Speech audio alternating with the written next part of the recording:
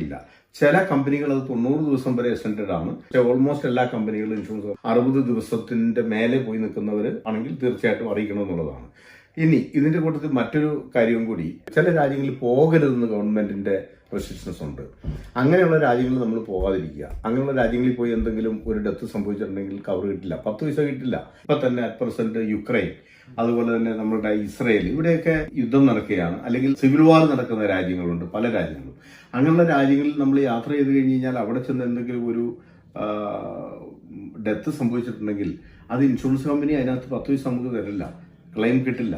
അപ്പൊ ഈ കാര്യങ്ങൾ നമ്മുടെ ആളുകൾ കൃത്യമായിട്ട് നമ്മൾ തീർച്ചയായിട്ടും അറിഞ്ഞ് തന്നെ വേണം യാത്ര ചെയ്യാൻ. നമ്മൾ ഇൻഷുറൻസ് കമ്പനി ജസ്റ്റ് ഒരു ഒരു കോൾ ചെയ്തിട്ടായാലും നമുക്ക് ഇൻഫോം ചെയ്യാം. ഞാൻ രാജ്യം വിട്ടുപോവുകയാണ്, 60 ദിവസത്തിന് മേലെ രാജ്യത്തിന് പുറത്ത് താമസിക്കും, ഒന്ന് ഞങ്ങൾ ഇൻഫോം ചെയ്തെന്നുള്ളൂ എന്നുള്ളത് അതൊരു ബുദ്ധിമുട്ടില്ലാത്തൊരു കാര്യമാണ്. ജസ്റ്റ് ഒരു കോള് വിളിച്ചവരെ ഇൻഫോം ചെയ്ത് കഴിഞ്ഞാൽ ഈ ഒരു പ്രശ്നത്തിൽ നിന്ന് ഒഴിവാകാം.